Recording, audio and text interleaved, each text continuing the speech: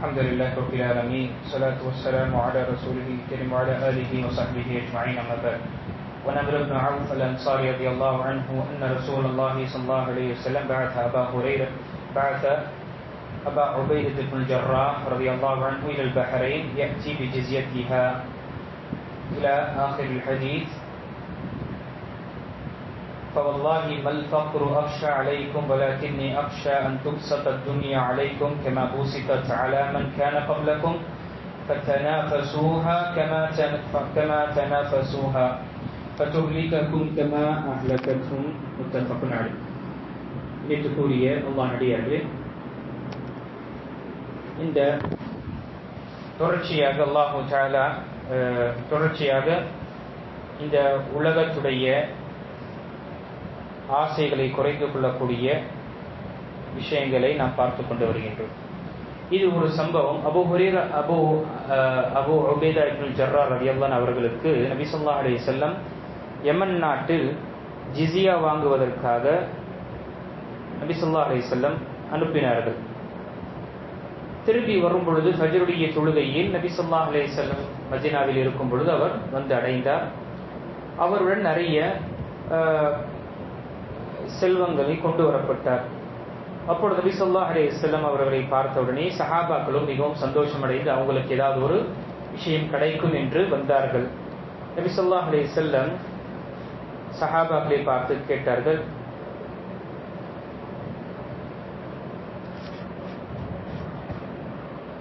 இந்த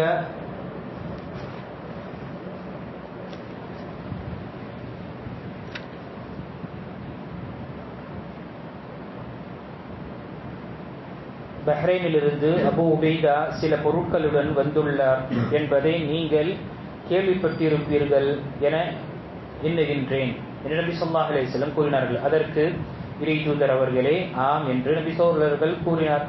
நீங்கள் சுப செய்தி கேளுங்கள், உங்களை மகிழ்வுறச் செய்யும் செய்தியை பெறுங்கள் என்று நபி ஸல்லல்லாஹு அலைஹி கூறிவிட்டு, அல்லாஹ் மீது சத்தியமாக ஏழ்மை உங்களிடம் ஏற்படுவதை நான் பயப்படவில்லை.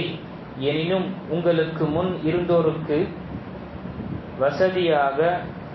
வசதியாக ஆக்கப்பட்டது போல் உங்களுக்கும் இந்த உலகம் வசதியாக ஆக்கப்படுவதையே நான் பயப்படுகிறேன்.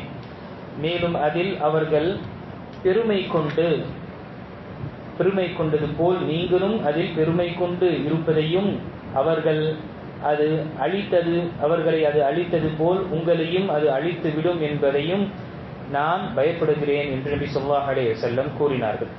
இந்த ஹதீஸ் புகாரி மற்றும் முஸ்லிம் வரக்கூடிய ஹதீஸ். இந்த ஹதீஸில் நபி ஸல்லல்லாஹு அலைஹி வஸல்லம் இந்த உலகத்துடைய இந்த ஏழ்மை மற்றும் சிரமமான ஒரு வாழ்க்கை, கஷ்டமான ஒரு வாழ்க்கை மீது நபி ஸல்லல்லாஹு அலைஹி வஸல்லம் சஹாபாக்களை கொண்டு அஞ்சவில்லை. ஏன்னா ஏழ்மை என்று இருக்கும் பொழுது மனிதன் கட்டுப்பட்டு ஒரு பணிவான நிலையில் வாழக்கூடியவனாக இருப்பான். சத்தியம் வரும் பொழுது ஏற்றுக்கொள்ளக்கூடியவனாக இருப்பான். அதனால்தான் நாம் பார்க்கும் பொழுது நபிமார்களுடைய பின்பற்றக்கூடியவர்கள் அதிகமாக யாராக இருந்தார்கள்? ஏழைகளாக. ஆனால் அதுவே செல்வம் கிடைத்துவிட்டு வசதிகள் வாய்ப்புகள் வந்துவிட்டது என்றால் மனிதன் பெருமை அடிப்பதும் ஆணவம் வந்துவிடும். அப்பொழுது சத்தியத்தை அவன் நிராகரிக்கக்கூடிய நிலையும் ஏற்படலாம் என்ற செல்வம் அவனுக்கு. நபி ஸல்லல்லாஹு அலைஹி வஸல்லம் சஹாபாக்களை பார்த்து, உங்கள் மீது நான் ஏழ்மையுடைய அந்த விஷயத்தை பற்றி நான் அஞ்சவில்லை, மிக சிரமமான ஒரு நிலை வரும் என்று. ஆனால் நான் என்ன அஞ்சுகின்றேன்? உங்களுக்கு அல்லாஹ் தஆலா இந்த உலகத்தில் அனைத்து வசதி வாய்ப்புகளும் கொடுப்பான். எப்படி இருக்கும் முன்னாள் சமுதாயத்தில் கொடுக்கப்பட்டதோ அதை கொண்டு நான் அஞ்சுகின்றேன். இந்த செல்வம் செழிப்புகள் வசதிகள் வந்துவிட்டது என்றால் எப்படி முந்தைய சமுதாயம் அவர்கள் ஒருவருக்கு ஒரு பெருமை அடித்துக் கொண்டு ஒருவருக்கிடையே அதில் போட்டி போட்டுக்கொண்டு மறுமையை மறந்தவர்களாக ஆகிவிட்டார்களோ அதே போல் உங்களுக்கும் ஏற்படும் என்று நான் அஞ்சுகின்றேன். சுப்ஹானல்லாஹ். பாருங்க, இந்த உலகத்துடைய விஷயம் நம்முடைய தேவையான அளவு நாம் எடுத்துக்கொள்ள வேண்டும். இந்த உலகத்துடைய ஆசை அல்லது உலகத்துடைய விஷயத்தில் மிகவும் அதிகமாக ஆர்வம் நாம கொள்ளக்கூடாது என்று இங்கு நபி ஸல்லல்லாஹு அலைஹி வஸல்லம் கூறியிருக்கின்றார். ஏனென்றால் இந்த உலகம் என்பது மறுமைக்கு செல்லக்கூடிய பாதையில் வரக்கூடிய ஒரு இடம். மறுமை கடக்கும் பொழுது நமக்கு ஒரு பிளாட்ஃபார்ம் போல அது நமக்கு இந்த உலகமாக இருக்கின்றது. இந்த உலகத்தை கடந்து தான் நாம் அந்த மறுமைக்கு செல்ல வேண்டும். அதே போல நேற்று ஹதீஸில் பார்த்தோம், இது ஒரு விளைச்சல் நிலம், ஒரு லேண்டு. இதில் நாம் என்ன விஷயத்தை நாம் போடுகின்றோமோ, என்னென்ன தானியங்கள் என்ன விதைகள் நாம் போடுகின்றோமோ அதுதான் நமக்கு மறுமையில் அறுவடைக்காகவும் அதனுடைய ரிசல்ட் நமக்கு கிடைக்கும்.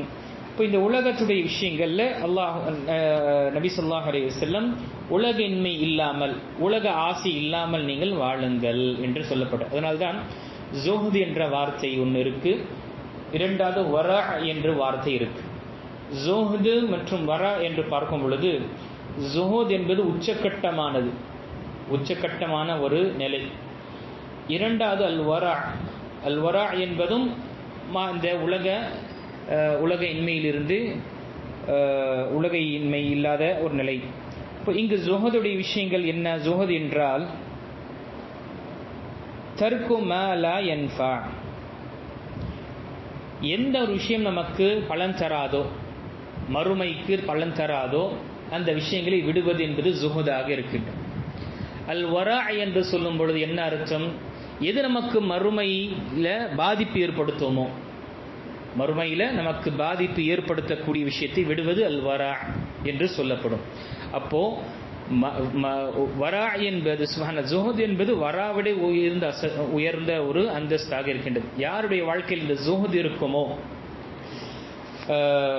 உலக இன்மை இல்லாமல் இந்த உலக விஷயத்தில் எது நமக்கு பலன் தரக்கூடியதாக இல்லையோ மறுமைக்காக அதை விட்டுவிடக்கூடிய நிலை, அது மிக உச்சகட்டமாக இருக்கும். வரா என்பது அது அடுத்த படியாக இருக்கக்கூடியது. இந்த உலகத்தில் பயன்படுத்தக்கூடிய அல்லது இருக்கக்கூடிய அனைத்துமே எது நமக்கு மறுமைக்கு பாதிப்பு தருமோ அதை விட்டு இருப்பது வரா என்று சொல்லப்படும். அதனால தான் இந்த உலகத்தில் பார்க்கும் பொழுது 3 நிலை. ஒன்று ம யதுர்ருஹு ஃபில் ஆখিরা, நமக்கு மறுமைக்கு கேடு விளைக்கக்கூடிய விஷயங்கள் இந்த உலகத்தில் இருக்கு ஒன்று. இரண்டாவது மின்ஹா மா யன்ஃபா, இந்த உலகத்தில் நமக்கு பலன் தரக்கூடியதான விஷயங்கள் இருக்கு. இந்த உலகத்தை பிரிக்கும் பொழுது 3 விதமாக பிரிக்கலாம், 3 ப்ராடக்ட்ஸ். ஒன்று நம்முடைய மறுமையை அளிக்கக்கூடிய ப்ராடக்ட்ஸ் இந்த உலகத்தில் இருக்கு. இரண்டாவது நம்ம மறுமைக்கு பலன் தரக்கூடிய பெனிஃபிட்ஸ் மற்றும் யூஸ்ஃபுல்லான சில விஷயங்கள் அல்லாஹ் இந்த உலகத்தில் வைத்திருக்கிறான். மூன்றாவது மேலா யதுர்ரு வலா யன்ஃபா, மூன்றாவது ப்ராடக்ட்ஸ் எப்படி இருக்கு இந்த உலகத்தில்? அது நமக்கு பாதிப்பும் தராது, நமக்கு மறுமையில் எந்த ஒரு பாதிப்பும் அதனால் ஏற்படாது. அதே போல் மறுமையில் அதனால் எங்களுக்கு எந்த ஒரு பலனும் கிடையாது. இந்த 3 நிலை தான் இங்கே நாம் உலகத்தில் இருக்க பார்க்கும் பொழுது, சிந்திக்கும் பொழுது. இப்போ ஒரு ஜுஹத் என்று இருக்கக்கூடியவன் உலக இன்மை இல்லாமல் எது எனக்கு பாதிப்பு தருமோ அதை விட்டு விலகி இருப்பது என்பது கடமையானது. மறுமையில் பாதிப்பு தரக்கூடிய விஷயத்தை விட்டு விலகி இருப்பது என்பது ஒரு முஃமினுக்கு கடமையானது. அடுத்த கட்டம், இன்னும் உச்சக்கட்டம் செல்லும் பொழுது, எது எனக்கு பலன் தராதோ, இந்த உலகத்தில் மறுமையுடைய விஷயத்தில் எனக்கு எது பலன் தராதோ, யூஸ்ஃபுல்லாக இருப்பதோ, எனக்கு சப்போர்ட் செய்யாதோ, அந்த விஷயத்தை விலகி இருப்பது தான் ஜுஹத் என்று சொல்லக்கூடிய விஷயமாக இருக்கின்றது. ஆக அல்லாஹ்வுடைய தூதர் ஸல்லல்லாஹு அலைஹி வஸல்லம் என்ன சொல்கின்ற, இங்கே சஹாபாக்களை பார்த்து, உங்களுக்கு வசதி வாய்ப்புகள் அதிகமாக வந்துவிட்டது என்றால், இது நபி ஸல்லல்லாஹு அலைஹி வஸல்லம் தன்னுடைய சஹாபாக்களுக்கு சுட்டி காட்டி சமுதாயத்திற்கு நினைவுபடுத்துகிறாங்க. இல்லைண்டா அல்ஹம்துலில்லாஹ் நபி ஸல்லல்லாஹு அலைஹி வஸல்லம் உடைய வஃபாத்திற்கு பிறகும் சஹாபாக்கள் எப்படி நபி ஸல்லல்லாஹு அலைஹி வஸல்லம் உடைய ஹயாத்தில் இருந்தார்களோ அப்படியே அவர்களுடைய வாழ்க்கை இருந்தது. அல்ஹம்துலில்லாஹ். இப்போ இங்கு நபி ஸல்லல்லாஹு அலைஹி வஸல்லம் சமுதாயத்தினுடைய நபி தன்னுடைய தோழர்களுக்கு சொல்லி, தோழர்கள் உங்கள் மீது நான் அஞ்சக் கொள்கின்றேன் என்றால் அதற்கு பின்னால் வந்தவர்கள் மீது எவ்வளவு அஞ்சக்கூடியவர்களாக இருப்பார்கள். இப்போ உலக விஷயத்தில் நாம மிக கவனமாக இருக்க வேண்டும். எது எங்களுக்கு உதவியாக இருக்குமோ, பலன் தரக்கூடியதாக இருக்குமோ மறுமையுடைய பயணத்திற்கு அதை எடுத்துக்கொள்ள வேண்டும். அன்புக்குரியவர்களே, நாம யதார்த்தமான ஒரு விஷயம், பயணத்தில் எவ்வளோ முடியுமோ சுருக்கமான சாமானதான் எடுத்துகிட்டு போவோம். ரொம்ப கொஞ்சம், ஏன்னா எவ்வளவு நம்மிடம் சாமான் அதிகமாக இருக்குமோ அந்த பயணம் சிரமமாக இருக்கும். எனக்கு ஒரு வாரத்துக்கு ஒரு மாதத்துக்கு போகணும்னு சொல்லி எல்லா விஷயங்களையும் போட்டு எடுத்துகிட்டு போனோம்னா சிரமமாக தான் இருக்கும். அப்போ அந்த பயணத்தில் எவ்வளவு எங்களுக்கு லேசான சின்ன கொஞ்சம் தேவையான பொருட்கள் இருக்குமோ அவ்வளவு பயணம் இலகுவாக இருக்கும், சுமை இல்லாமல் இருக்கும். எவ்வளவு சுமைகளை கொண்டு செல்வோமோ பயணம் முழுக்க சிரமமாக இருக்கும். அதே போல அன்புக்குரியவர்களே, மறுமையுடைய பயணத்தில் இந்த உலகத்துடைய விஷயங்கள் எவ்வளவு குறைவாக இருக்குமோ நம்முடைய பயணங்கள் இலகுவாக ஆகும். அந்த மறுமைக்கான தேவைகள் இந்த நன்மையான விஷயங்களை எடுத்துக்கொண்டு செல்லும் பொழுது நமக்கு இலகுவாக இல்லை. இந்த உலகத்துடைய விஷயங்கள் நாம் நம்முடைய நேரத்தை கழித்து அதிகமான எல்லா சொத்து சுகங்களையும் எல்லாத்தையும் சேர்க்கரித்தோம் என்றால் இதற்கு பதிலளிப்பது மிக சிரமமான ஒரு நிலை. அப்போ இந்த விஷயத்தை நாம் நினைவு கொள்ள வேண்டும்.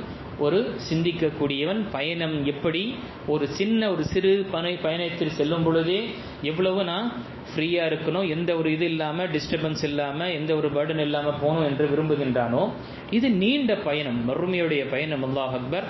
மண்ணறையிலிருந்து அவன் வஃபாத்தானிலிருந்து ஆரம்பிக்கிறது அவனுடைய மறுமையுடைய பயணம். மண்ணறையில் பிறகு அவன் நீண்ட காலம் அதிலே இருக்கக்கூடிய நிலை ஏற்படும். அதற்கு பிறகு அவன் மறுமையில் அவன் எழுப்பப்படுவான், தீர்ப்பு நாளில் எழுப்பப்படுவான். அந்த தீர்ப்பு நாளில் அவன் நீண்ட காலங்கள் காத்து கொண்டு இருக்க வேண்டும். பிறகு அங்கிருந்து தீர்ப்பளிக்கப்படும், அங்கிருந்து சிராத்துடைய பாலங்கள் கடப்பதும், அதற்கு பிறகு அல்லாஹ் அக்பர் எல்லா கட்டங்களும் கடந்து செல்வது என்பது பெரிய ஒரு பயணம். இதில் நாம் தனியாக தான் பயணம் செய்யக்கூடியவர்களாக இருக்கின்றோம். இந்த பயணத்தில் இந்த உலகத்துடைய விஷயங்கள் எவ்வளவு குறைவாக இருக்குமோ அவ்வளவு சிறப்பாக இருக்கும், அவ்வளவு இலகுவாக இருக்கும். ஆக இந்த விஷயத்தை நாம் உணர்ந்து கொள்ள வேண்டும். இந்த வரக்கூடிய ஹதீஸுகளில் இந்த உலகத்துடைய இன்மைகளோ அல்லது உலகத்தில் இருக்கக்கூடிய வசதி வாய்ப்புகளை நாம் பெறக்கூடாதோ அல்லது அதை நாம் பயன்படுத்தக்கூடாது என்று சொல்லப்படலை. இது அனைத்துமே நமக்காக தான் வசப்படுத்தப்பட்டது. ஆனால் எதற்காக இந்த வசப்படுத்தப்பட்டது? எதற்காக?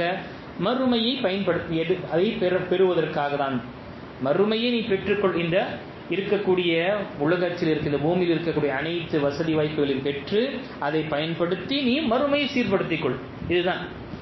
ஆனால் மனிதன் என்ன ஆகின்றான்? மறுமையை அவன் மறந்து இந்த உலகத்துடைய விஷயங்களை அவன் முழுகி மறுமையை மறந்து விடுகின்றான். ஆக அல்லாஹ் நமக்கு இது வசதி வாய்ப்புகளை கொடுத்திருக்கிறான்.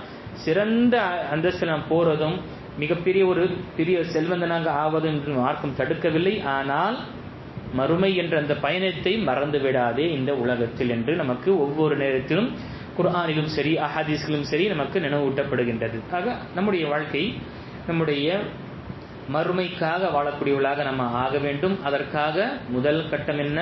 உலகத்துடைய அட்டாச்மெண்ட்டு நம்ம எவ்வளவு தேவையோ அவ்வளவுதான் நம்ம வைத்துக்கொள்ள வேண்டும். அல்லாஹ் தஆலா சொல்லக்கூடியவனுக்கும் கேட்கக்கூடிய அனைவர்களுக்கும் இந்த அஹதீஸில் சொல்லப்பட்ட விஷயத்தை சிந்தித்து நம்முடைய மறுமையுடைய பயணத்திற்காக என்ன நன்மையான காரியங்களை சேர்க்க முடியுமோ நம்ம சேர்க்கக்கூடியவர்கள் அல்லாஹ் நம்மை ஆக்கி அருள்வானாக. ஆமீன். வஹ்ருதாவான் அல்ஹம்துலில்லாஹி ரப்பில் ஆலமீன்.